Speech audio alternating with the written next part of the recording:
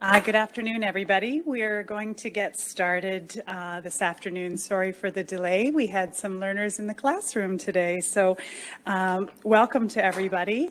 My name is Yolanda Wanakamek, and I am the Director of Indigenous Affairs. I'm a member of the White Sand First Nation, which is situated in the Robinson Superior Treaty Territory. I'm the granddaughter to Josephine and the daughter to Annette. My mother and her siblings all attended residential school. I am grateful every day for my family members who have returned home and mourn those who have not. Today I'm situated on the traditional lands of Fort William First Nation in Thunder Bay, and I kindly ask you to reflect and learn about the land you are on today. Land acknowledgements are important because they raise the awareness of Indigenous presence and land rights in Canada, and create an opportunity for those acknowledging the land to learn the truth about colonialism in Canada. The medical schools buildings at Laurentian and Lakehead University are located on the territory of the traditional lands of the Atikameksheng, Anishinaabeg, the Wanatabe First Nations, and Fort William First Nations. And as we begin today, I'd like to invite Nokomis Julie to open us up in a good way. Julie? I'm just going to begin with lighting a smudge here. This helps with our healing, to cleanse our mind and cleanse our heart, and to make room for all the words that we're going to hear today, and so that we join with each other and have that respect and that love for each other, and the kindness and the caring that we have for each other. As Yolanda had mentioned, I'm Julia Swagish. I'm from Atikameksheng, Anishinaabeg. I too am a residential school survivor. I'm second generation. So it's an honor to be with you today, and to listen, and have the opportunity to have that awareness and education of what truth and reconciliation means for us, and for for Canada, and for all the people that have it in their heart to learn, and to have that compassion for our people. How bonjour. Wabadan kwende de go jijak do de. Jamnedo mishom sak nok misak. Say mangi mina go me wibenat magi ang shebangi. Jamnedo mishom sak nok misak. Miigwech niket me minog yam damag manda gijgat. Miigwech ke manda be matsewen. Miigwech ke nissewen. Miigwech ke niguke go garnisian. Miigwech ke niket me disis minoge kibenabian. Miigwech ke niket me nebi uptake wizak doing wishanagadenni. Mi mandaga mina go zing manda be matsewen. Miigwech ke nikit mishkak makwe ke gishanagaden min manda kinage go book now with Kazia marking. Shemnedo mishom sak no misak. Mekwen manana ge benoji ganesh kinijik. Ki wijam tamot ge manda be matsewin. Minoge mekwen manana ge oxygen. Minoge bakti mayajik. Ke wijam tamot ge manda be matsewin. Minoge mekwen manana ge oshakad majajik. Shemnedo mishom sak no misak. Uptake nungo ni mekwen manana ge benoji koda gamke gasot nungo. Ge wede wishinigiat wede wishanagden bezot ge ke wona shot. Nichinen me.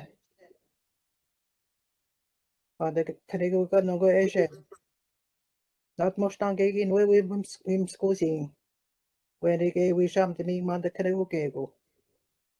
Jam the door, Miss Shum suck knock Miss Suck. McQueen man on the gay Shamong the check me no Shamong the square, go the Chawa saying they got out of shot, or the on and just give up Scabby or gone in this guy. Me man got me to go sing man the Matsawin. Jam the door, Miss Shum suck knock Miss Suck. Not no stang to skate we bapping, me no gay we dumniang, after gain the shin mandem skiki. Shem the door, Miss Shum suck knock Miss Suck. Not most English man the canoe get away we should up them. We should have wait doing man the canoe on the kid winning, or gay would bat with under the king. Miigwech ge mapi kine ge enamjabdik ge wijum no mot ge manda kine ge wo jabaktamang. Achi miigwech manda nagomanda gijagat.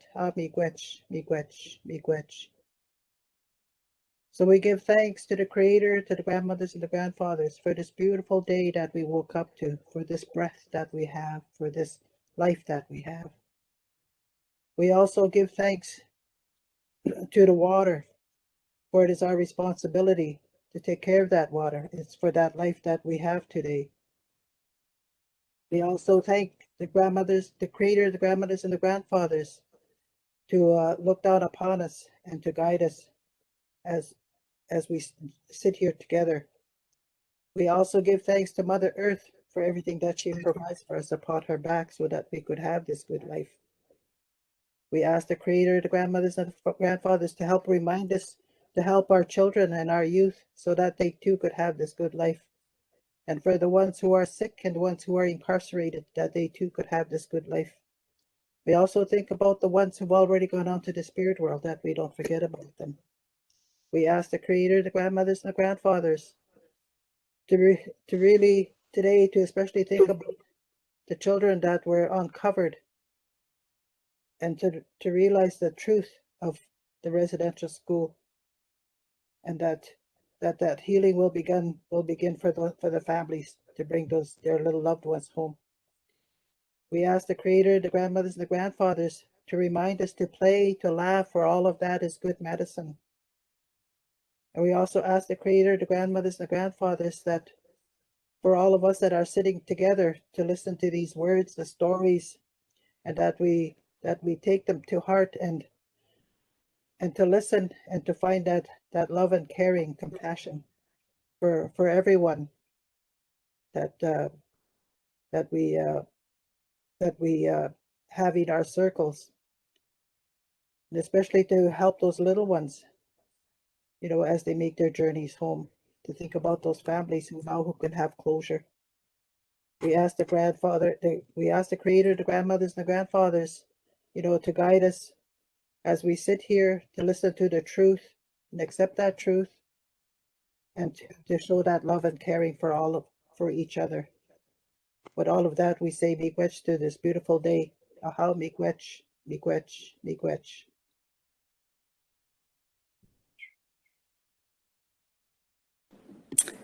Miigwech, Julie, thank you so very much for starting us off in such a good way. You're very much appreciated, and your love and support is welcome.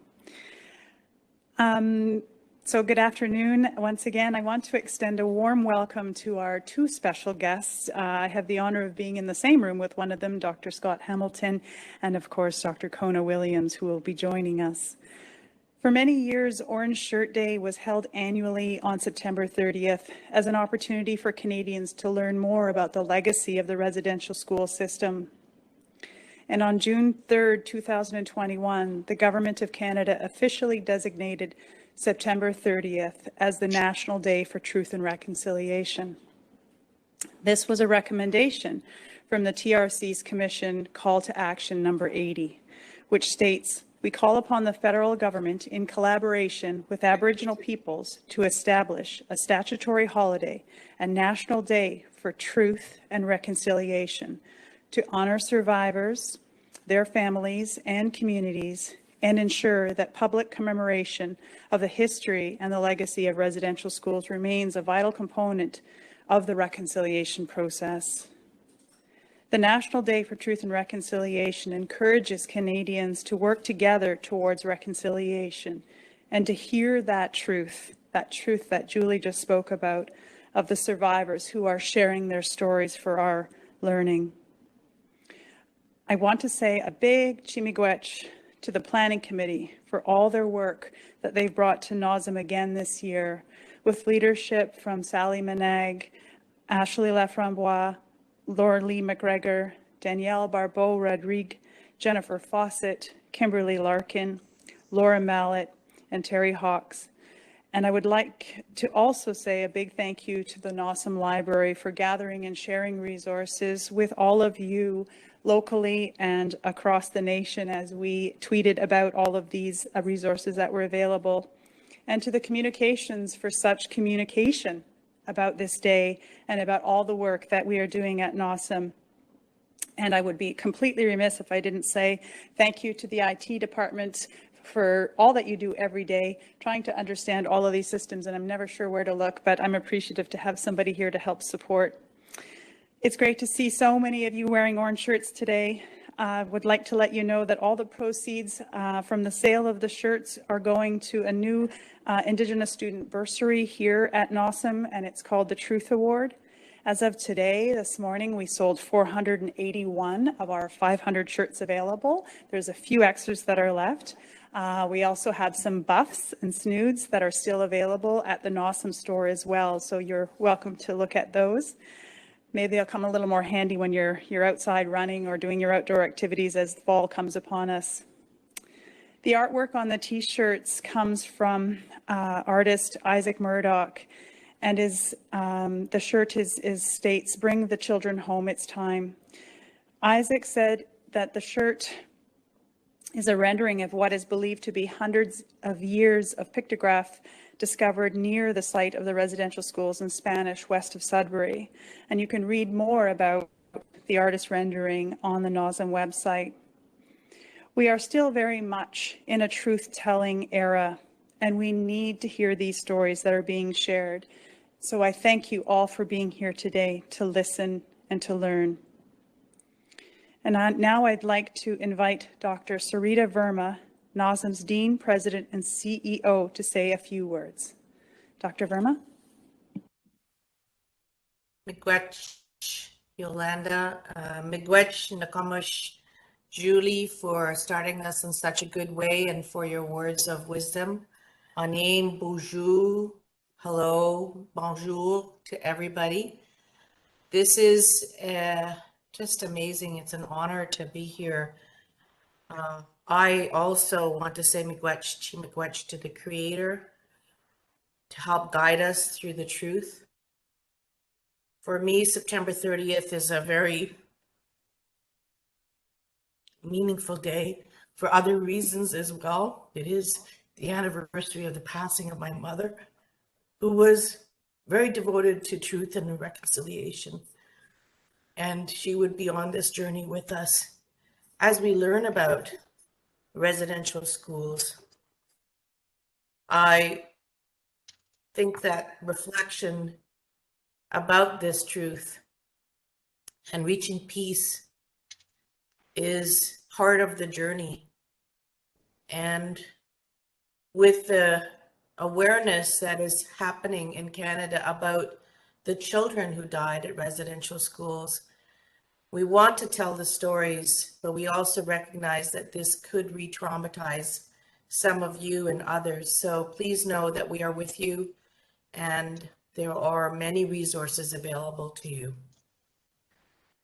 As NOSM and as we become a university, the role is so important in bringing to attention to the death of Indigenous children and this dark chapter, but enlightening people about the 60s scoop and the children even currently in the welfare system. We as an educational institution have a responsibility to ensure that all of us, especially if I might say those who are not here, those who do not take the opportunity, so let's spread our ability to engage them so that next year there are more. And that next year, in fact, this occurs on September 30th, rather than seeing it as a holiday, but as a day to celebrate and to reflect and to make it a meaningful activity for all of the people at NOSM. Residential and day schools operated in Canada for over 100 years, and from 1840 to 1996, more than 150,000 children went through the system. These Indigenous children were identified in the TRC's Missing Children and Unmarked Burials Project report, which confirmed at that time 3,200 confirmed deaths, but we know that in fact that may be double. And as these unmarked burial sites are identified, they allow medical students, trainees, staff, faculty, and everyone at NAWSM, dietetics, physician assistants, all of our learners to think about what this loss would mean to all of us as parents, brothers, sisters, and children. What I find disturbing is that these schools did not actually exist to teach and to encourage learning, as we say we do at NAWSMU, but they were there to eradicate and eliminate culture. And, you know, the elimination of culture, the taking of children, cutting ties to cultural teachings, and forced assimilation continues. And if we do anything, let's pledge today that we will be part of the solution, that part of our values, respect, inclusivity, social accountability, will be to fight to eradicate racism and the elimination of culture. For some of you, you will be hearing stories, and I hope you will learn over today and tomorrow. But don't forget, it's not just one day. It should be all the time at NAWSM. Our culture should be about actually embracing this and building it into our lives. We live this, we see this. I am in Thunder Bay right now on the traditional lands of Fort William First Nation, and our school is on the traditional lands of First Nations and Métis people. And we have a greater obligation than any other university to be part of the solution. I want to thank Chimigwech, to communications, IT, to the library, to the planning committee, all named by Yolanda, as well as the whole Indigenous Affairs Unit, because you are our richness. I also Chimigwech to Scott and Kona for being with us today and for sharing their wisdom. I also thank all of you for being here and making the time to learn, and the survivors who are with us today. Share with us. Tomorrow is the first National Day of Truth and Reconciliation, and I said I do not consider this to be a holiday. I believe this should be a day where, although we are closed, we should spend the day next year planning events all day, and that this should be part of making ourselves learned and rich. Wherever you are in your learning journey, thank you for joining us today. Miigwech, Yolanda, Scott, Kona, Nikomovich, Julie, and I will hand it back to you, Yolanda. Thank you, Dr. Verma.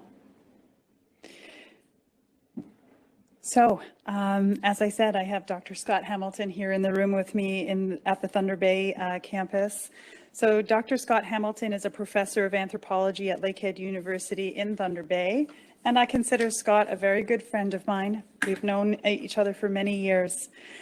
He specializes in Northern Plains and subarctic Indigenous archaeology, the fur trade, and ethnohistory. Coming from a background in archaeological consulting, Dr. Hamilton continues to divide his time between applied and academic research, with a strong emphasis on community-engaged research in subarctic First Nations. Recent research interests have focused on remote sensing applications to archaeology, employing near-surface geophysics, aerial photogrammetry, and underwater sonar mapping. It probably is a really big word for something pretty simple. He also conducted research on behalf of the Indian Residential Schools Truth and Reconciliation Commission, addressing the location and nature of cemeteries and burial places associated with the schools. Thank you for this work, Dr. Scott Hamilton. And the title of his presentation today is The Legacy of the Indian Residential School System. How did we get ourselves into this situation? And without further ado, Dr. Hamilton.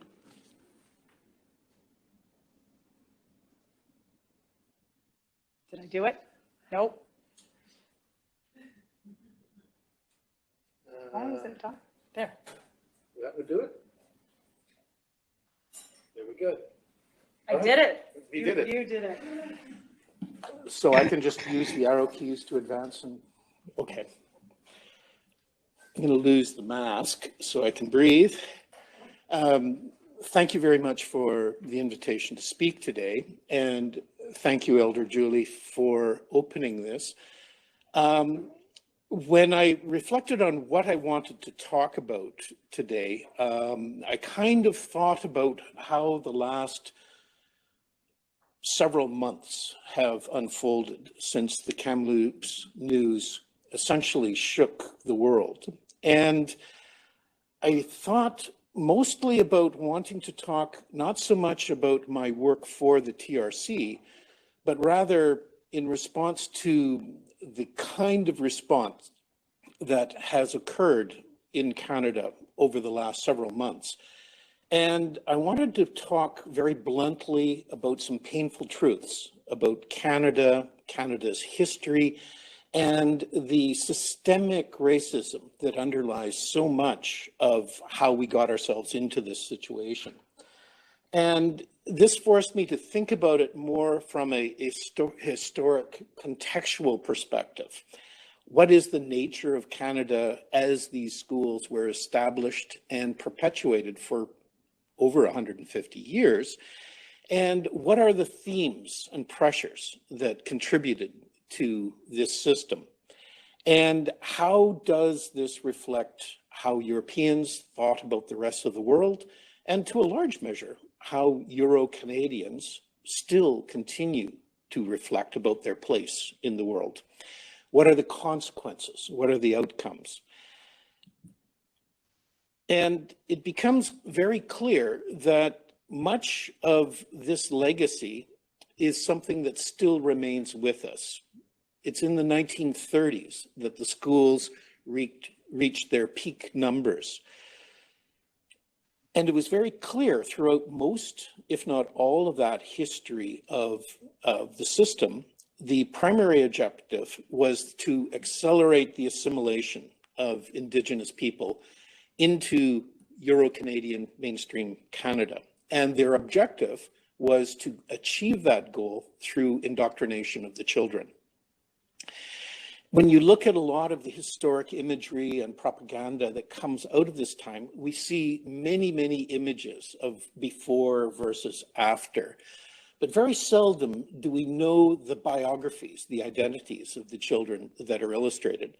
Thomas Kieschek is a wonderful example of that phenomenon. We see this image, this pair of images in many of the documents.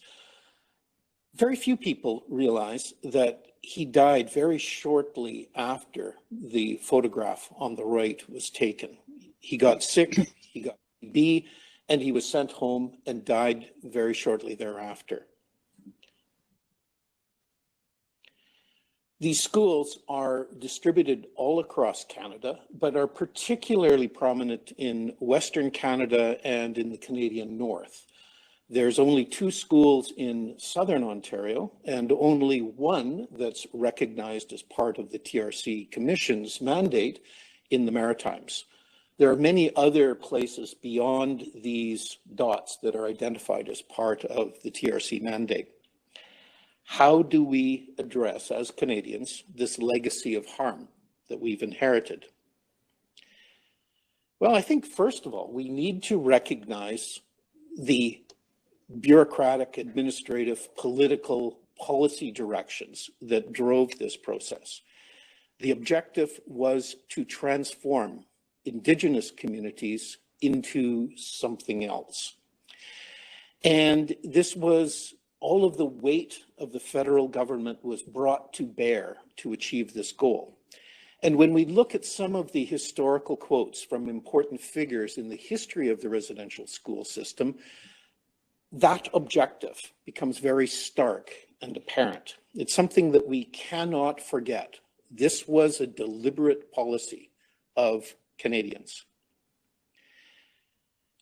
But very early on, within 20 or 30 years of the significant uptick in the numbers of schools being operated and financed by the federal government, there were whistleblowers talking about the consequences, the epidemiological consequences. Most important is Peter Bryce, who was appointed as the chief medical officer of the Department of Interior. And very early in his mandate, he underwent a kind of an inspection tour of residential schools across Western Canada. And he documented very meticulously the appalling conditions that these children were facing. He was describing the unimaginable mortality rate among these children and wrote a report expecting that things would be addressed and made better. To his surprise and horror, he was essentially blackballed and driven out of the public service because he was speaking truth to power that the powerful were uncomfortable with. This resulted in the system persisting for pretty close to 3/4 of a century after the submission of his report. We can see in this demographic chart the consequences in terms of mortality, but it hides the morbidity problem, the fact that many of these children return to their communities carrying disease. Many of these children who survived were unable to integrate with their communities. This is the basis of the ongoing multi-generational trauma of the schools. In terms of the death rate, we don't see the death rate in the schools approaching the normal level of death rate within children in Canada until after the 1950s. So, if the Canadian government knew this was the situation in 1905, 1907, if Canadians in general knew after the publication of Bryce's report in 1920, why did this system continue? Why did it continue until pretty close to the end of the 20th century? In large measure, it's because of the enduring policies and the bureaucratic continuity of the federal government system, with its primary focus upon assimilation. But it also reflects a whole series of other underlying phenomena that are much more difficult and quite painful to hang on to. It reflects upon the long-term consequences of imperialism and colonialism. And it also reflects a 19th century unshakable faith in the superiority of Western European civilization. And essentially, my discipline and many other social sciences disciplines bear a burden of blame as part of this process. Why? Well, in the 1860s, as Darwinian biological evolution became a revolutionary new way of thinking about the evolution of species, a number of other disciplines, including the emerging social sciences, embraced evolution as a wonderful explanatory tool. It's sort of like the WD-40 of social theory. It became a means by which we could comprehend human diversity, and it also became a means of kind of validating and rationalizing the inherent racism of the colonial societies. The problem was the social sciences did not understand what biological evolution was. They were thinking of it as a process of progress, of improvement, of perfectibility towards a specific goal. And what was that agenda? Well, it involved a simple to increasingly complex social evolutionary trajectory. We all are familiar with the terms savagery, barbarism, and civilization. These were fundamentally established, widely accepted notions in the social sciences that became kind of rationalized and accepted as a means of validating colonialism, of validating systemic racism.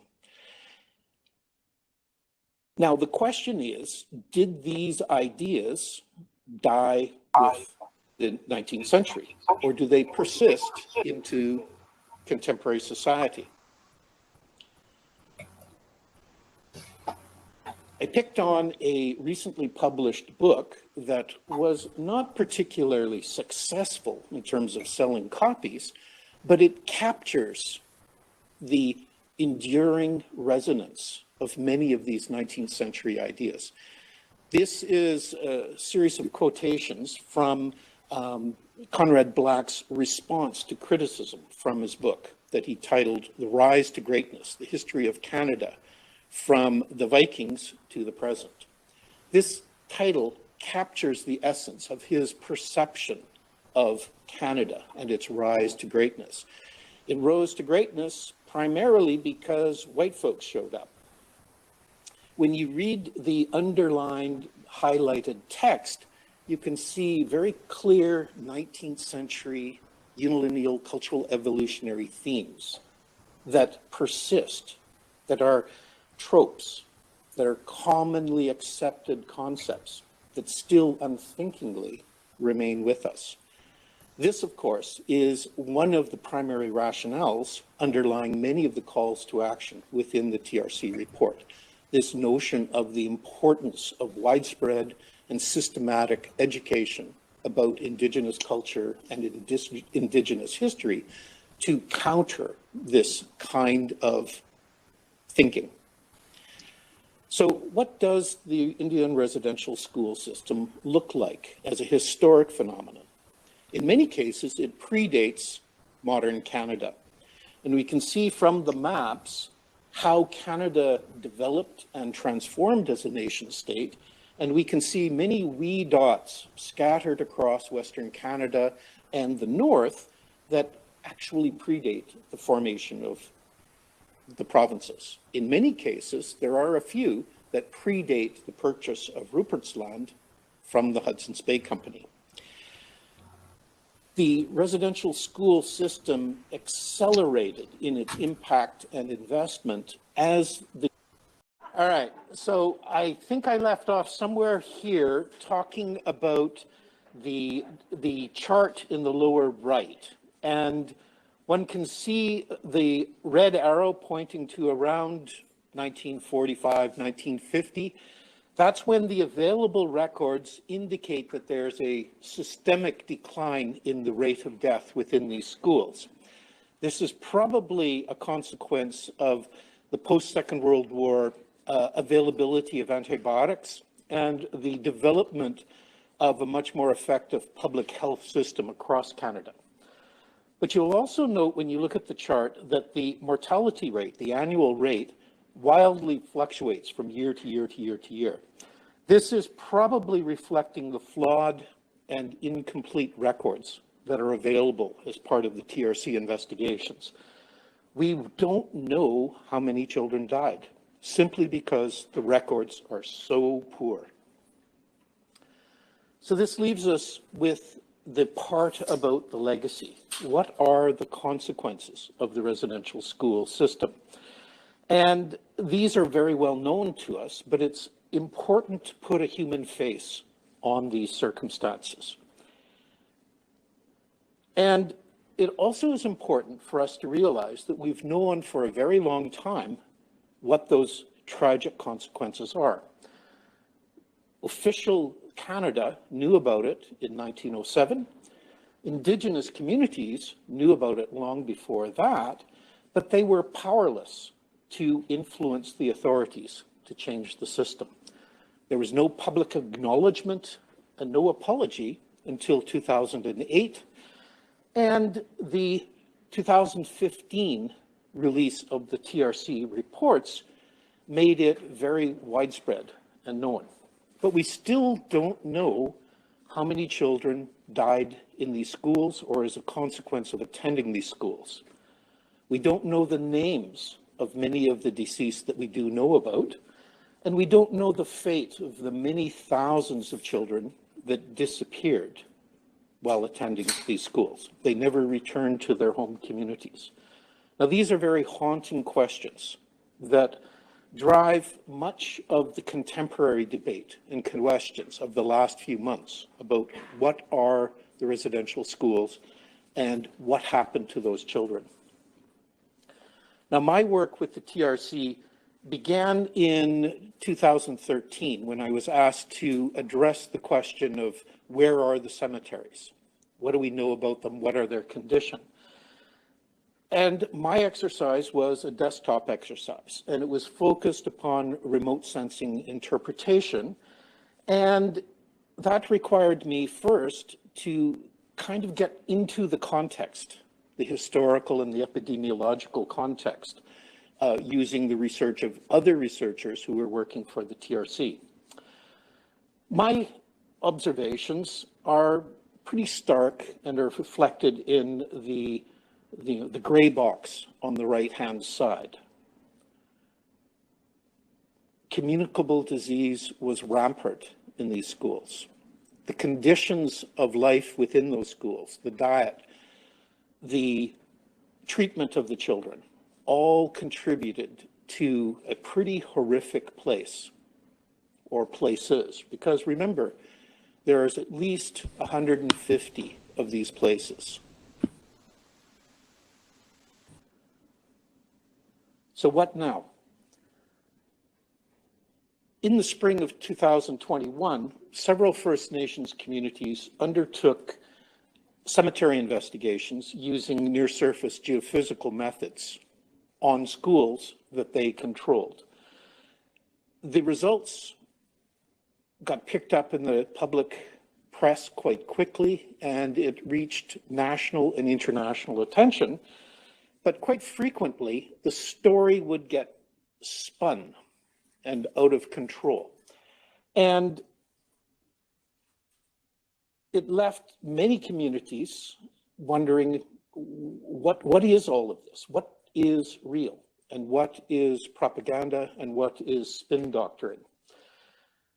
It also forced the provincial and federal governments to begin identifying funds to enable continued research, to investigate these places.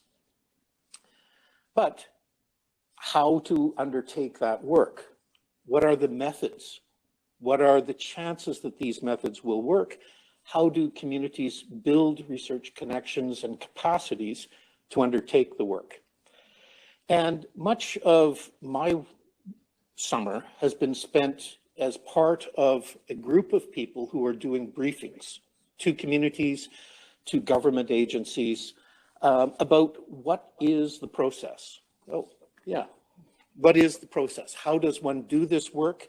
And what is the strength and capacity of these methods for answering questions?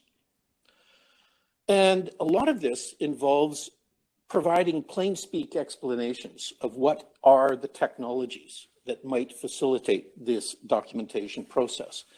Many of these technologies are quite expensive and quite sophisticated and require trained operators. And some of these methods that are out there have never been tried in addressing something as complicated and as subtle and as ephemeral as the unmarked graves of children. How do we know what we know when we use these methods? Some of my work has involved messing about with satellite imagery and also messing about with drones as a means of capturing high resolution photography from the air of these places to try and detect indications of graves. Sometimes this is extraordinarily successful in circumstances where the ground is properly prepared. Now, this is data that I was allowed to share that was produced for BNA First Nation in the Lake Nipigon Basin. And they asked me to fly one of their historic cemeteries that kind of mimics the circumstance that we might expect in these residential school cemeteries. It's a very old cemetery. Most of the wooden crosses are gone, and our best indication are the collapsed grave shafts as the grave settles. And these are a series of drone air images that have been processed to produce microtopographic maps. The isoclines that you see, the contour lines, represent relief change of 5 centimeters. And when we look at the distribution of those red arrows, you get a sense of where there are very subtle depressions that may represent collapsed graves. Here is an indication of how we might think about documenting these currently undocumented cemeteries. Other methods involve the use of ground-penetrating radar as one of these methodologies. And this is an instrument that projects a radar beam into the ground, and then you analyze the reflections, the rebounds back as the radar beam detects unconformities, changes in the sediment texture. It doesn't detect a grave, it doesn't detect a body, but rather it detects changes in the soil texture. And this is the primary method that has been most widely used in these investigations so far. Now, the image that you see animated on the right is essentially a slice down through the radar data showing the grave shafts that are detected in this particular set of data. We have an uncomfortable faith, an unthinking faith in the value of science and technology to get us the answer. In forensics, it's often referred to as the CSI Effect. We all watch television where in 43 minutes every Tuesday night, a crime is solved and the guilty are identified. It does not happen like that. These methodologies require a very, very sophisticated level of analysis and interpretation, and the collection and processing and management and interpretation of vast quantities of data. This is not something you can do on your laptop. There's very few people in Canada who have well-established expertise in the use of these methods for the detection of something as subtle as unmarked graves of children. And we're facing a major problem. How do we critically address the data quality? What's a false positive versus a false negative? And which of those sources of error is worse in science? Well, in this case, obviously, a false negative is worse. How do you evaluate these risks and identify multi-proxy approaches for data interpretation in order to generate the most reliable, credible, and useful data in identifying these lost children? These are the challenges that the communities that are engaging in this kind of research are facing right now. How do we know what we know? How do we detect correctly the unmarked graves of children? How do we correctly filter out the non-grave noise? And how do we evaluate the circumstances where graves are there, but they're invisible to the methodology? These are really tough science questions. The residential school sites vary in circumstance across the country. In some circumstances, the schools are gone. Sometimes they're still standing. Sometimes they're abandoned hulks. Sometimes they've been repurposed for different purposes. Some of the grounds are redeveloped and transformed. Other cases, they lie abandoned. This next series that I'm going to show you are merely 6 examples of residential schools in Canada of the over 150 locations that I'm sure will require investigation. First of all, a very old residential school site that was abandoned in 1929 and has essentially grown back to brush. Where's the school grounds? Where's the unmarked graveyard? How do we find it? How do we undertake that investigation? These are really difficult tasks. This is a circumstance that looks much more straightforward. It's a circumstance where the church, the residential school, and the cemetery are in very close proximity. But we also have a circumstance that in that known cemetery, there are the graves of children who died while attending school, but there are also the graves of community members, members of that church parish, who are also buried in that churchyard cemetery. How do you sort out the graves? In this circumstance, as occurs in Thunder Bay, we have 3 discrete locations for the residential schools through time, and in each of those locations, we know there was a cemetery. Where are those places? Where are the schools? Where are the cemeteries? How do we find them? This is the Mohawk Institute, the oldest residential school in Canada. The last iteration is still standing and is reutilized as a cultural institute by Six Nations. They have a large ground, some of which is grassed, some of it is brushed, but no clear sense where the cemetery might be located. That's a lot of ground to investigate. In other circumstances, the school is eradicated, knocked down, and abandoned, and is overgrown and is slowly regenerating back into forest. Just like that first scene, how do we find it? How do we build an information base in order to focus the search to specific candidate areas? And of course, there are other places where the grounds have been repurposed into new kinds of facilities and obscure and eradicate all evidence of the former residential school. And we are completely dependent upon survivors to give us indications where their memories point to candidate areas that are needing further investigation. So there's a series of emerging principles here. Everyone, 5 minutes? Perfect. Everyone agrees that these investigations must be led by the Indigenous communities who are most affected by this history. These children come from multiple different First Nations communities, and many communities lost children in each school. There needs to be a nation-to-nation discussion within First Nations to figure out the best practice, the best approach. The identified federal and provincial money is going to be insufficient for the task.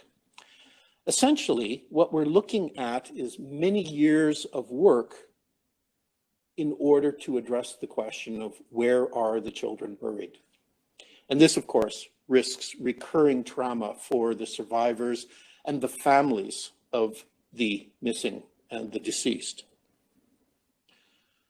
There are a number of potential pathways that we might follow, and we're still very much in a process of figuring out the best strategy that is going to have to be purpose-built for each individual school circumstance. And I think I'm going to stop there and throw the floor open for any questions. And I have no idea how we're going to make this work.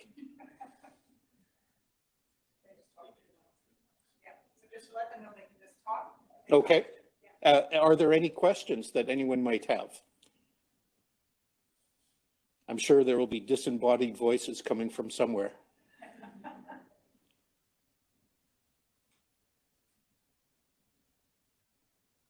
Either we have a technical glitch or crickets. Dr. Verma is asking, is there a respectful ceremony at each site where there is an investigation? That is my expectation, that the communities will decide that as an important part of the protocol before any direct investigations occur. But remember, these are very much discussions in progress, and I'm not party to most of those discussions. I have no real idea of what various communities are planning.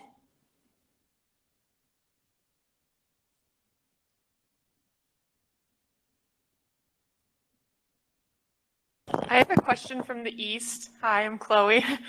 To your knowledge, how much, is the burial site being found really being prioritized by the government right now? Where is the, emphasis and the urge coming from? Like, is this something that we can see becoming really more developed and worked on in the next year, or is it going to be something that's just pushed aside? If you have knowledge on that. I changed my perspective almost on a daily basis. I really don't know where this is going to go. When the TRC released its reports in 2015, I figured that would trigger action, reaction. Not much happened. 2021, a different kind of public awareness and public pressure has been brought to bear. We're going to have to wait and see if there is follow through, if there is action. But we also have to remember that communities are facing an enormous struggle in trying to figure out best way forward. Who do we consult? Who do we achieve consensus with in order to come up with a strategy for each of these schools? And there will be differences of opinion within each individual community, and there will be differences of opinion between communities. This is a very, very long process of communities grappling with the knowledge that they have available and coming up with a strategy that makes sense for those communities that are directly affected. This is not going to be fast, easy, or straightforward.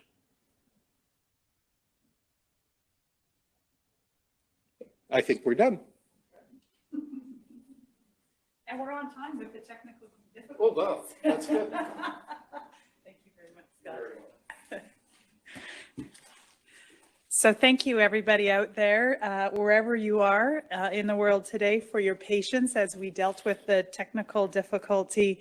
And just thank you so very much, Scott. Every time I hear you speak, I feel like I learn so much more about the reality of the state of the world in regard to residential schools and where we're at. And I really appreciated your plain speak. I was listening to Marie Sinclair this morning speaking with Rosanna Deerchild from CBC Radio and talking about the TRC's calls to action. And one of the impetuses for developing that report was to ensure that it was written in plain speak so that Canadians can do something with it. So again, appreciate that very much. I want to let everybody know who is fortunate enough to be on campuses. There are some snacks, I believe, that have been, hopefully, crossing my fingers, delivered to your rooms or your areas. So we're going to take just a short little break here. I think we've had we're pretty much on schedule. So Scott always said, you know, rope me in when I'm continuing to go on, and he did not today. So that's great. Thank you. I very much appreciated that. So let's take a little bit of a break. Because we did have a little break earlier. Let's come back at about 1:20, if that's okay with everybody. Get up, stretch your legs, turn your videos off, and we'll see you back shortly. Thank you. So now I'd like to take the time to introduce Kona.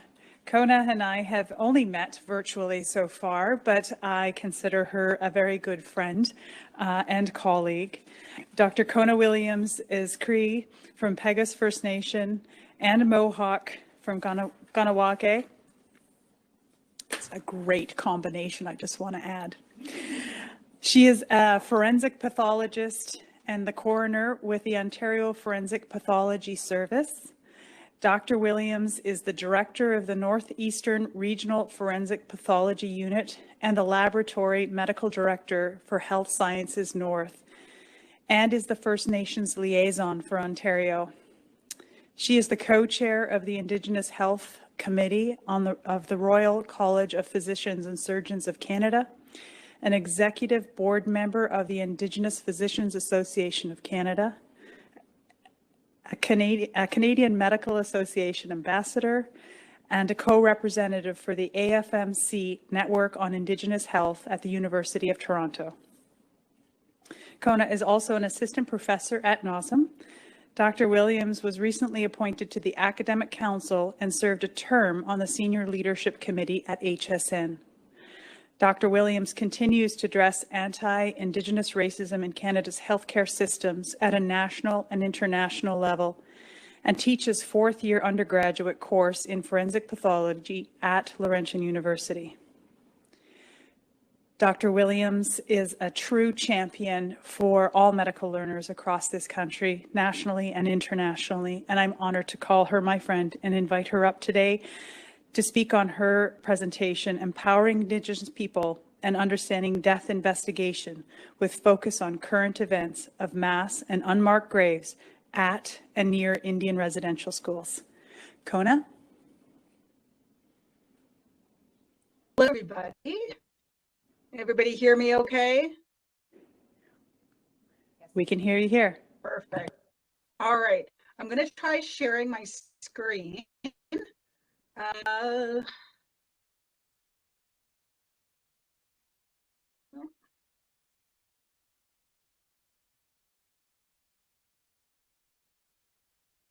Okay, so it won't let me share it. I know I sent my PowerPoint.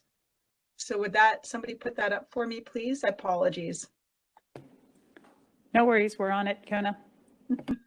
Thank you.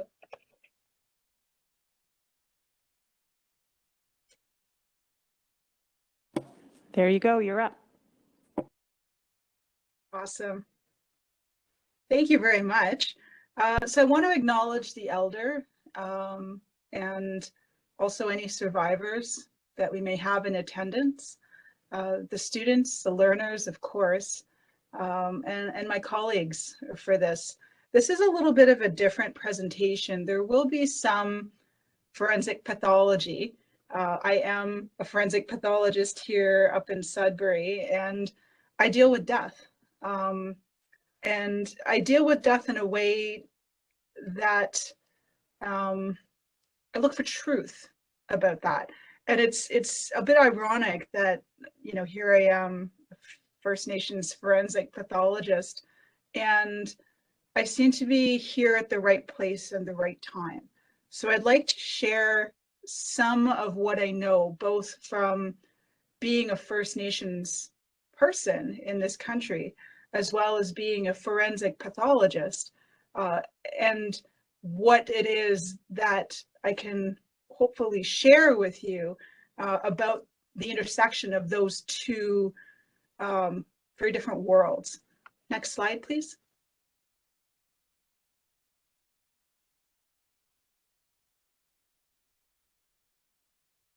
So this is what I learned growing up. I went to public school, and yeah, I learned about the provinces. I learned about Canada's history. I learned about all the things that I think many of us learned about when we were, you know, young, at least those of my vintage. And you know, Canada looked like a really happy place. There's all these pretty colors, and that's kind of what I learned. I learned absolutely nothing about residential schools. I didn't learn anything about Indigenous people or who was here first, aside from maybe like one day where they'd have like Indian Day, and we'd all, you know, make cardboard moccasins. It was really kind of pathetic, to be honest. But that was what I learned, and that is what I expected most of you know, people my age at least learned, and older learned about when they were going through school. Next slide.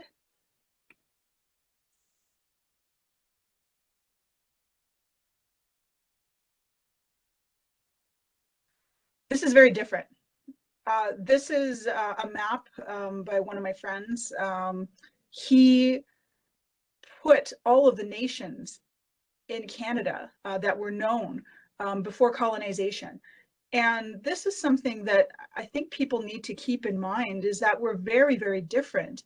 So from one end of the country to the other, Indigenous people have different languages and different histories, different traditions, different ceremonies, different protocols. We don't all look the same. That's something else that a lot of my colleagues, they seem to think that we should all look like, you know, the typical Indigenous person you might see in you know, on the news or, you know, in cartoons. And the number of different First Nations, the First Nations specifically, there's so many of them, and even sister communities. So my mother's community in Ganawage is still, you know, similar but quite different than their sister community in Nagozasne, for example. So again, we're very, very different. And this comes into play when I start speaking about death and the death specifically of Indigenous people. Next slide, please.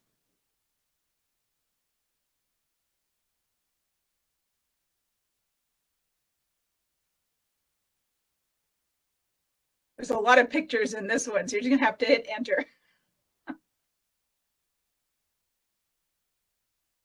So this is my mother's community, or that was my mother's community. My cousin's in there somewhere, and they're protesting the Dakota Access Pipeline. And this is a woman out in Manitoba, near the Red River, and she's hanging, you know, raising awareness for missing and murdered Indigenous women and girls. You can press enter again. And this is a reality. Despite everything that this country has and everything it has to offer, this is what comes out of the taps in a lot of communities across Canada. You know, the water is of terrible quality. It's undrinkable. And so there's many communities that are under a boil water advisory for, you know, decades. And, you know, just access to clean water is affects health. It affects, you know, people's, you know, enjoyment of their lives, unfortunately. And this is, again, this is reality.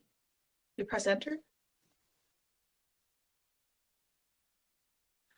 And, you know, access to fresh water, access to available water can have devastating consequences in many communities, especially where, you know, it's fly in only. And so you can imagine how expensive it might be to bring in good quality building materials for houses, and how difficult it may be to get trained people up there to build these houses.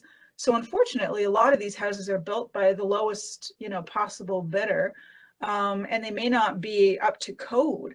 And so you have a lot of fires. And if you don't have, you know, access to running water, it's difficult for, you know, anybody who's trained in fighting fires to get to these houses in time. A lot of these houses are overcrowded. You know, the heating might not be great. There may be lots of, you know, it can be dangerous. The building materials are flammable. And unfortunately, this is a common occurrence. And if this were to happen as often in places like Toronto, for example, we'd be hearing about it immediately, and it would be resolved within a matter of weeks or months. Whereas this has been an ongoing problem up in many of these northern communities for years.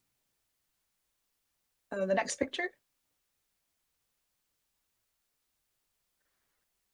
And again, for those of you who are familiar with the Missing and Murdered Indigenous Women and Girls Inquiry, we heard the stories from families about what happened. And these stories hadn't really been heard before, or at least they weren't national. And the reality is this keeps happening, and it keeps happening, you know, not just in Indigenous communities, but in urban communities, in all over the country. And it just seems as though, you know, they kind of pop up in the news very quickly, and then they very quickly disappear. So our voices are, you know, either they're not being heard, or they're not being, you know, broadcast to the people who really need to hear them. Next slide.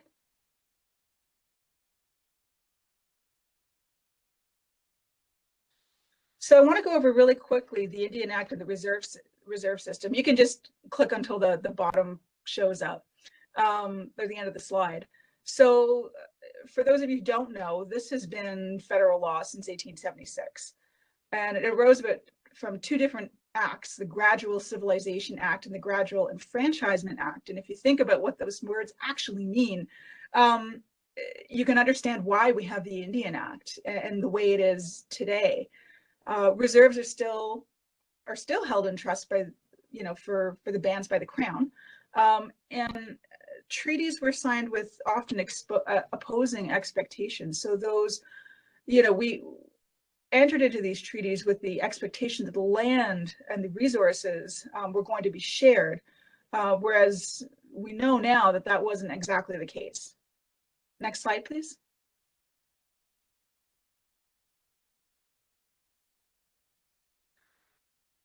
And you can go through all those, yeah, please. And what was the impact of the Indian Act? Well, you had reserves. You had residential schools, which operated for a very long time. And if you remember the Enfranchisement Act, if you went to university or had military service, you were no longer considered an Indian under the Indian Act. So if you can imagine, men and women who went into the First World War and fought to keep us safe, when they returned home, they no longer had a home to go to. They couldn't go back to their families. They couldn't live on reserve. They were no longer considered Indians under the Act.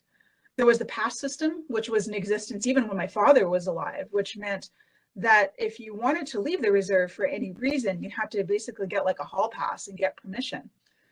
There's gender discrimination until about 1985, where until then, women, Indigenous women who married non-Indigenous men lost their status. And it was the reverse for non-Indigenous women who married Indigenous men that would gain status.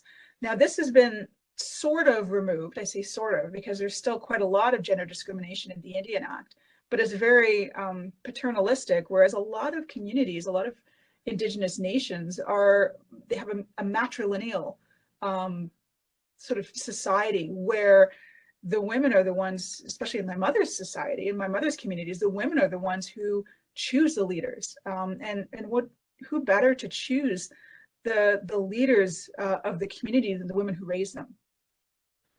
The Indian Act prohibited First Nations languages and traditions, cultural ceremonies.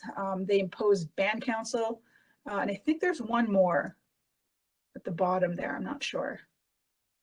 If not, we can, and denied the right to vote until 1960. So that was even within my father's time. There was no right to vote. Next slide, please. Oh, and that one too. So this is Birtle Indian School. It's a residential school out in Manitoba. This is an old picture. Obviously, it's black and white. Looking at it, it doesn't look very inviting. It doesn't look very friendly. But I want you to keep this photo in mind just till the end. Next slide, please.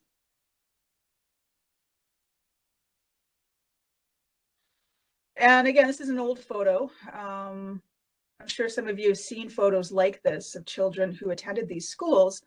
And I just want to look at how young they are. Like some of them look like they're toddlers. And, I can't imagine, I went to public school, so I can't imagine growing up away from my family at that age or at any age. When you need your parents, you need your family, you need your grandparents, your cousins, your aunts, your uncles, to be supportive, and being taken away from that and everything that you knew and put in a school like this, especially one that looked like say Birtle, it's absolutely terrifying for these students. And to me, they don't look very happy, and I don't blame them. Next slide, please.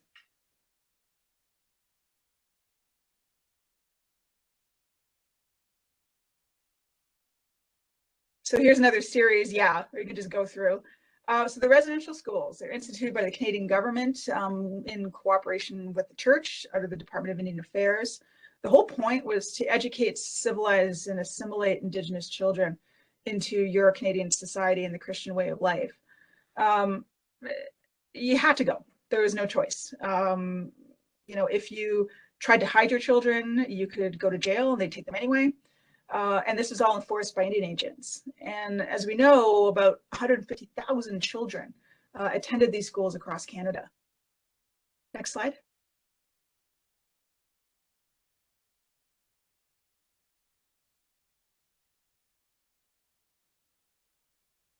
And what was the impact of this? Children are forcibly removed. They're separated from their siblings while they attended these schools.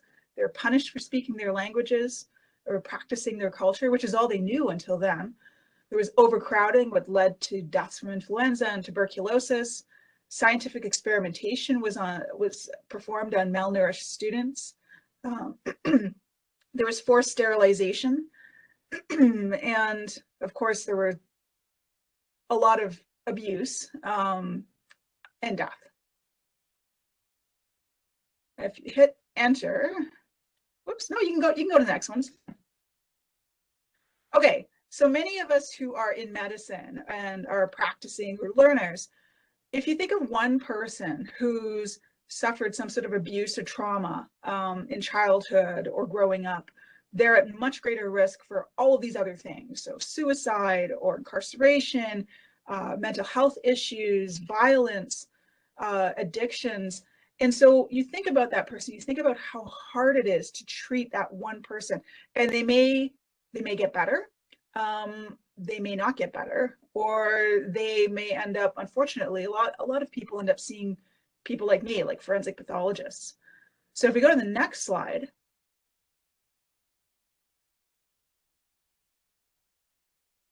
and you just hit enter again. Now imagine this happening, not just to one person, but over and over and over to generations of people, generations of families. And there's some communities out there where this has happened for 7 generations. So you can imagine, you know, the state of some of these communities, and you can understand why, at least from a clinical point of view, why there may be so many of these issues in these communities. And you know, access to services and all that, we know what it's like in the north. It's not great, but this has been going on for decades, and now you can kind of understand and appreciate the magnitude of the issues, but not just, don't only think about the, you know, the issues, the problems, the challenges. Think about the strength that it took for us to still be here, and we are still here. Next slide.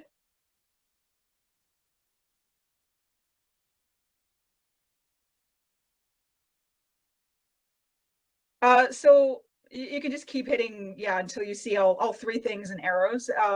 This is what I learned as a forensic pathologist. So this is triangle of death. So people generally tend to fall into one or more of these categories when they die. So it could be natural disease, it could be injury, or it could be toxicity, or it could be a combination of any 2, or even sometimes all 3. And that's where things get really complicated, especially in court. But this is how I think of cases when I'm doing my work, and where they fall in this triangle that we call the triangle of death. And you can just click enter. There's some arrows and stuff, but you can go to the next slide.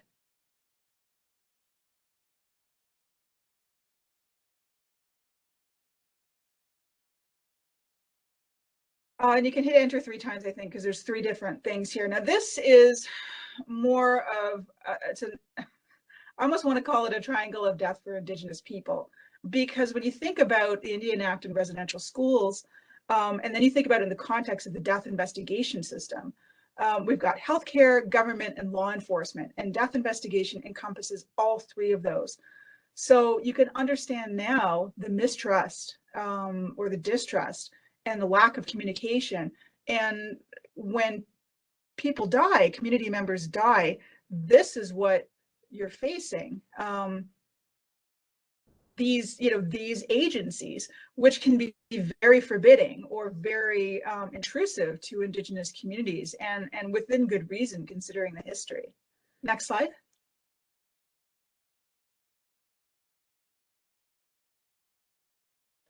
And this to me just represents strength. One of my friends, she painted this, and I just had to have it. It's just absolutely gorgeous. And she's done a couple other things for it. I'll show you down the road or later on in the presentation. Next slide, please.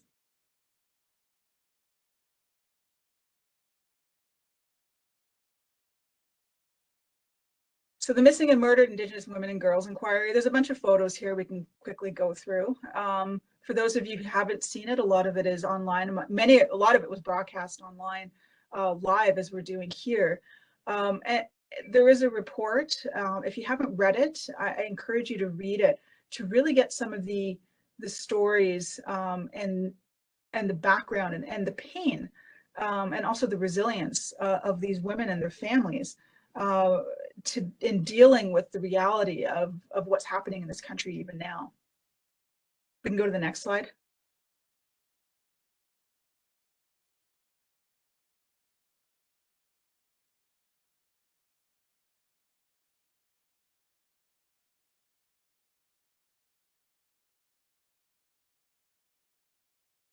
For those of you who live in Thunder Bay or are joining us from that area, this river should be very familiar, and it should be familiar for other reasons. It's beautiful, but there's a lot of stories that come out of this river, and I'll just quickly go through some of them. Next slide, please.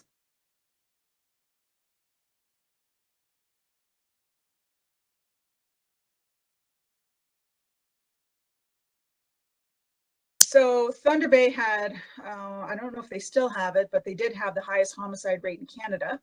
A lot of them involve Indigenous people, and many of the cases, the criminally suspicious cases or homicides, they need to go to Toronto for autopsies. That's a long way. There's a lack of adequate forensic pathology services in Thunder Bay. You know, they desperately need a forensic pathology unit proper, kind of like we have here in Sudbury. But it's hard. It takes 14 years to train one of us.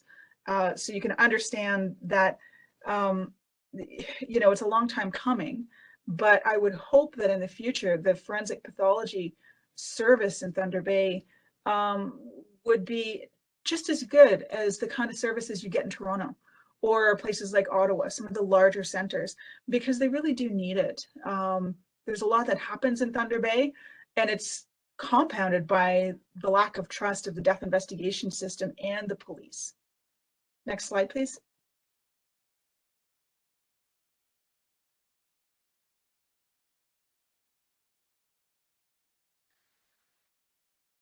So why? What's happening in Thunder Bay? There was an inquest of the deaths of 7 Indigenous students in Thunder Bay. There's been an increase in homicide and criminally suspicious deaths of Indigenous people. And while this inquest was going on, there were 2 more deaths of Indigenous youth. And the Thunder Bay Police currently are under review for their practices in dealing with the deaths of Indigenous people. Next slide, please. Oh, and those 2, you should, if you don't know their names, you should by now. If you don't, then definitely use the Google.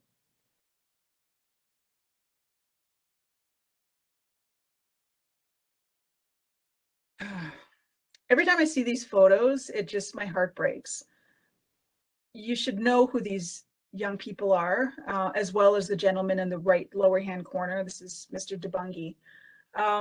And you have to think about this, not just, you know, as individuals, but also as a systemic issue where these young people are dying in Thunder Bay. It also really hits home in terms of residential schools, because these students had to leave their communities to attend high school in Thunder Bay. And Thunder Bay has not always been very welcoming to Indigenous people. And you have to also consider the families. So these students are leaving, they're young, you know, their parents are letting their best and their brightest go to get a better education, to, you know, have a better future, and they still end up dead. And if you think about the similarities to residential school, this is still happening. It's still there. And this is going to be echoing in our generations for a very long time. And so I want you to remember these young people and these Indigenous people who died in Thunder Bay. It's absolutely heartbreaking. And for those of you who want to learn a little bit more about this, Tanya Talega has a book called The Seven Fallen Feathers. There's another documentary out on CBC right now about these cases, and what it means to be young, Indigenous, and in a place like Thunder Bay. Next slide, please.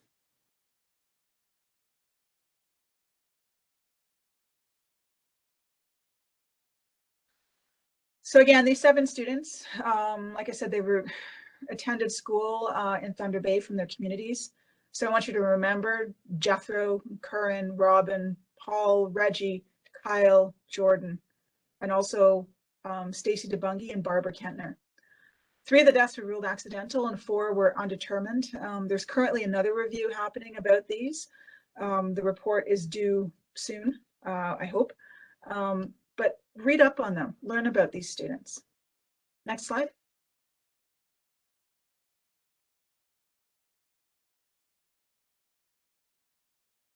And here it is again by the river. The people are remembering these young people and everybody who's died by this river, in this river in Thunder Bay. Next slide.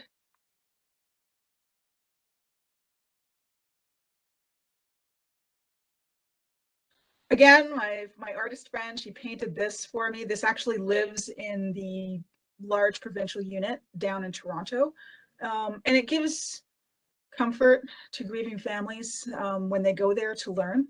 And it gives me comfort to know that it's there. And it's not just for Indigenous families, but for all families. Next slide.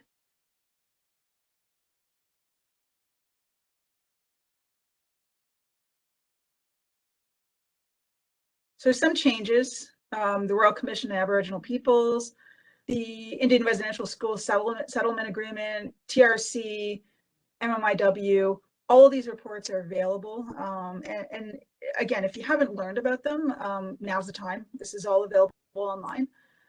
So it would be, I think every Canadian should have some knowledge of all these reports, so to really understand what happened. Next slide, please.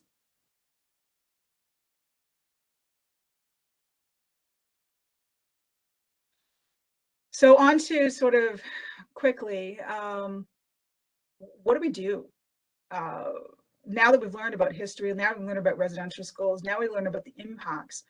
Now with these grave sites being found, Dr. Hamilton did a fantastic job explaining what's happened with these sites to date, but what's next? So I'll go over that really quickly. So next slide, please. So I'm a forensic pathologist. And if we are going to actually start digging and start removing bones from the ground, you're going to need experts. So forensic pathologists like myself, forensic anthropologists, we work very closely together when we're dealing with bones. Lots of other experts as needed, geophysicists, archaeologists, geneticists. And I had asked, some of the higher government tables for an expert advisory committee at arm's length from the government to help provide oversight over these processes, these forensic processes, and advise families and communities as to the next steps. Like, what do we do next? Who do we talk to? Who are the right experts for this? There's unfortunately been some predatory companies that are going to communities and cold calling them saying, I've got a backhoe and I'll just dig up some bones and I'll do it for $100,000. It's not the right approach, and you need the right experts to do this kind of work. Next slide.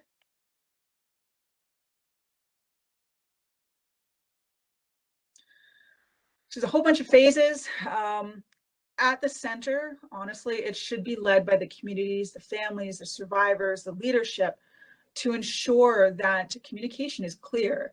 There have to be local action plans, ethics have to be respected, and ceremony and protocol for each community, which will be different.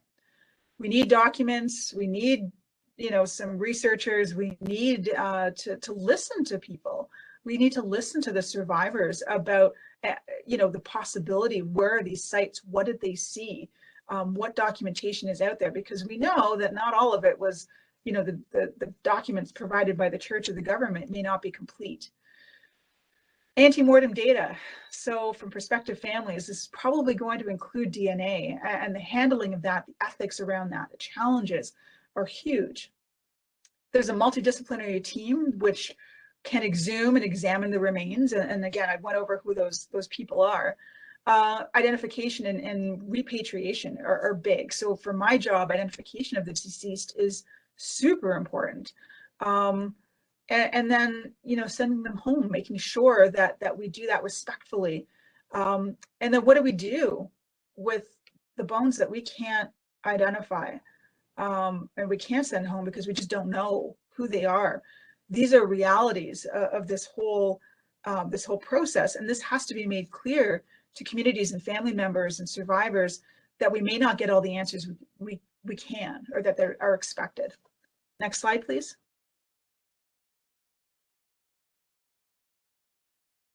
So these are really important points to consider for any community or anybody who's thinking about going the full forensic investigation.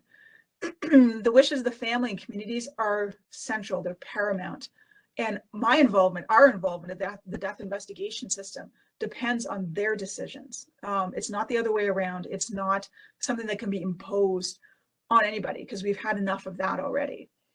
The forensic work needs to be systematic, based on good practices. There are international best practices, and it needs to align with ethics, not just to the living, but also to the dead. Each step must respect the cultural and traditional values of each community. And that involves dialogue, it involves open communication, which is so important in death investigation, to make sure that everybody understands what the process is, what the next step should be, because it's going to be hard. There needs to be some involvement of mental health in this, because it's going to be traumatic to people. You know, I'm trained in this, but it's still hard. And for communities who are not used to this kind of work, there needs to be that support system available, not just to survivors, but for everybody.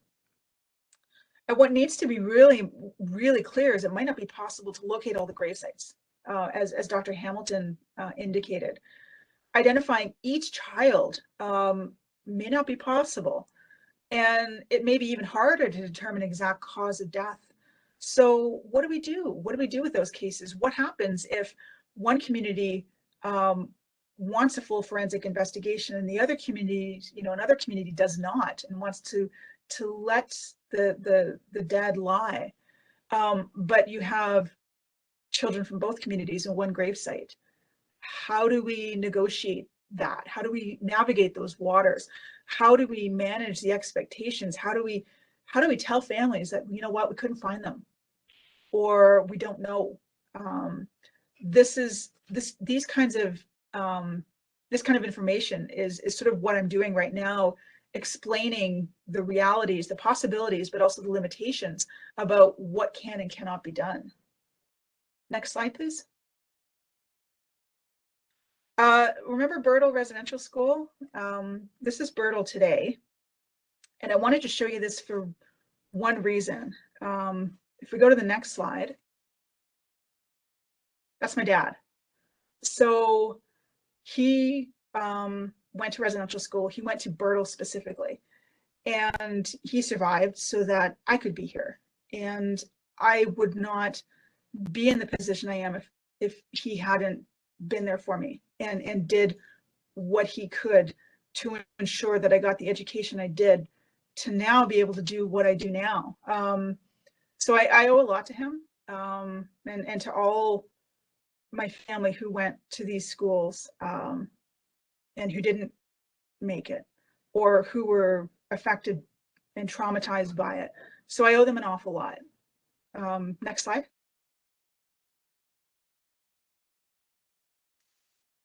That is the end. Just so you know, I always call my friend Jackie. She's the one who's just an incredible artist out in Manitoba, and she does all this artwork for me. She came up with this in like literally, 24 hours. I asked her, because all I had was this blank, boring presentation with like no color on it. I had an orange circle, and I said, well, somebody can obviously do better than this. So Jackie came up with this in 24 hours, and it's absolutely beautiful. So I have to shout out to her, for helping me out with this. And with that, I'll take any questions you have. Hi, Dr. Williams. It's Danielle. I'm moderating for the question period at this point. So we do have a couple of questions. So Ghislaine said that she has a question and realizes it's a sensitive one. How do we as an institution ensure that researchers, specifically non-Indigenous researchers, respect the sacred work ahead and not quote unquote, make their careers off of the discovery and the work ahead? What can we do to ensure there is no additional harms? Yeah, that's a big one. That's actually something I was thinking about as this was going through, because it is something that, you know, especially a lot of younger researchers might want to jump on because it is so huge. But again, it's not just one person. It needs to be done with the communities. It needs to be done respectfully and with their wishes. And if they decide, no, this isn't happening, or this isn't the right person for the job, or we want XYZ, then that has to be respected.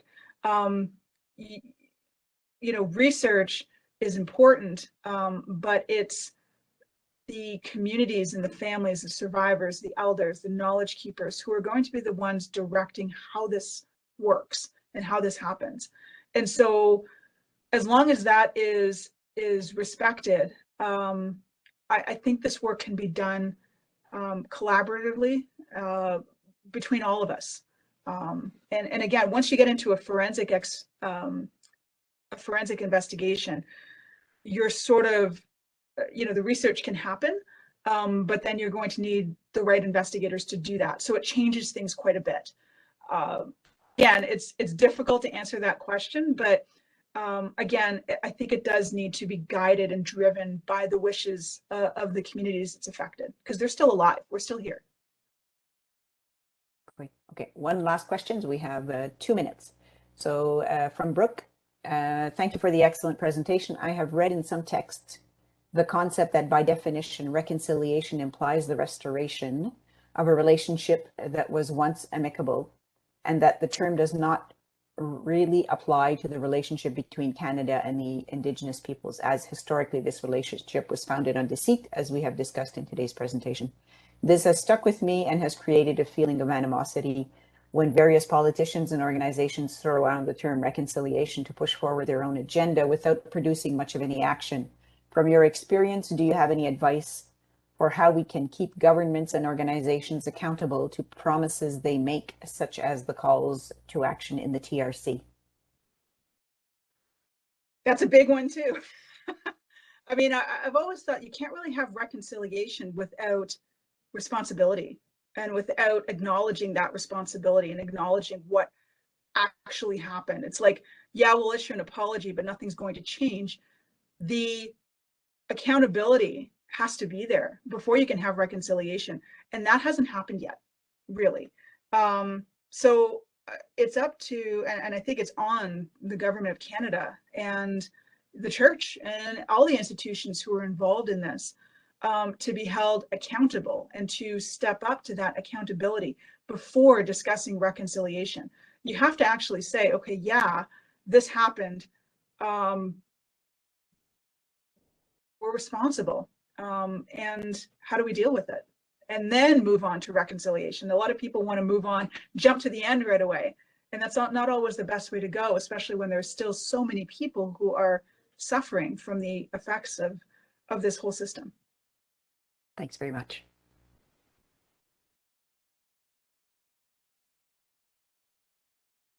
I get the feeling that room 1011 is no longer connected. I don't see them.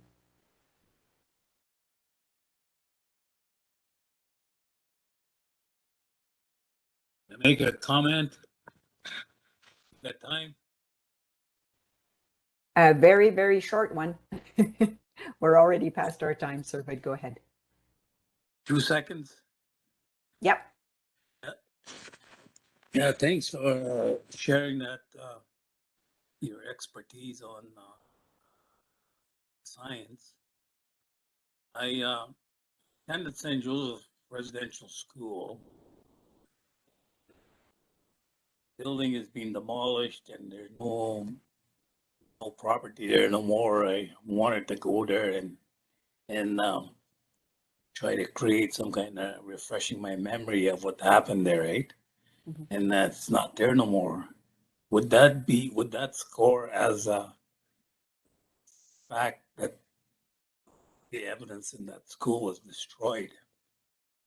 You know, my other question is your job, you know, your sanctioned by the government to do the job, investigate. Sometimes that limited what you could do. There, international community that supports this whole idea of being, those missing children. That's what I like.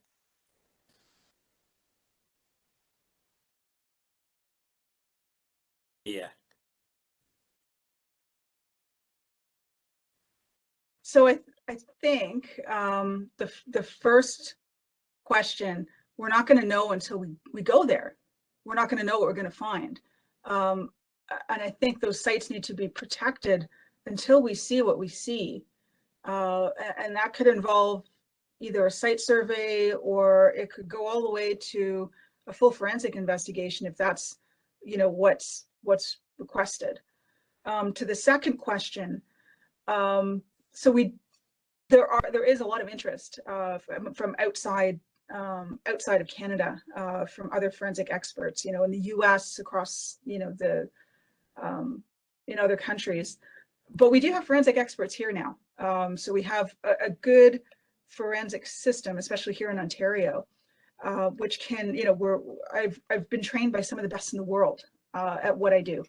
And so I think we should definitely tap into the expertise and the resources we have here. And if we need the support of outside sources, then, I don't think there'd be any lack of offers from others if we needed it. Thanks very much, Dr. Williams, for your response. Given that we're at the end of time, I'd like to pass it over to Elder Azwagash to close our session today. Thank you.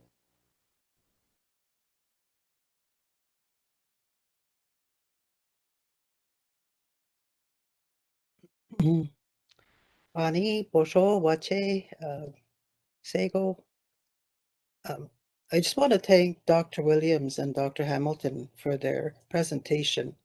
It's very interesting and very enlightening, of a lot of the questions and conversations that's been happening since the bodies were uncovered, and, the processes, and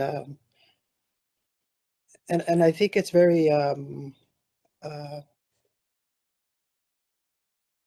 heartfelt work that Dr. Williams is doing, like when looking at the bodies, and because that can be very sensitive and caring that needs to happen, for those little bodies. So, I want to thank you for your work, and, your kindness and your caring and your compassion, for the families and for those little bodies, those little spirits that never made it home.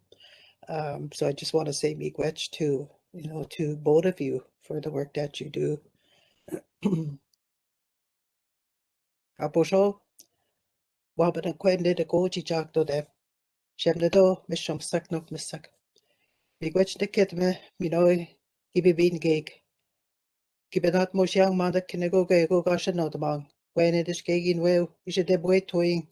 Manda kinego gego ni on the kid winning. Manda kinego ge gashamdamang.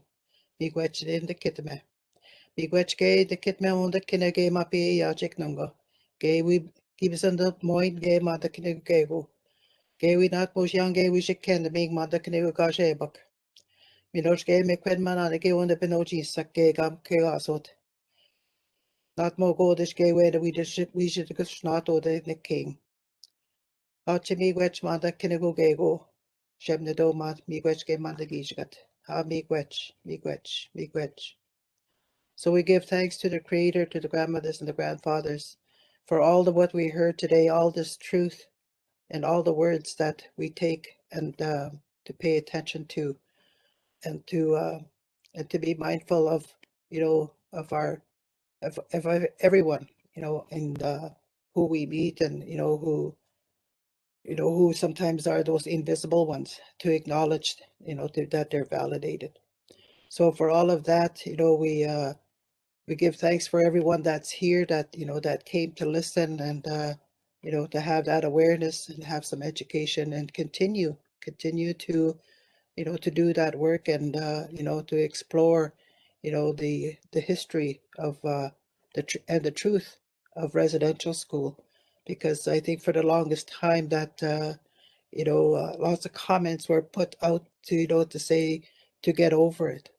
But with the uncovering of these bodies, it shows Canada and the world that, that residential school happened, and that the grieving of the families and communities that, they, all these missing children, never came home. So it brought out the truth. And now that, that this day means more than, you know, of it, like maybe 2, 3 years ago, but it has a more in-depth of feeling and awareness and that love, to share, and to bring everything forward and, to have that honest conversation and, not to have that judgment. And all of that, we give our gratitude for this beautiful day. Ahaw, miigwech, miigwech, miigwech.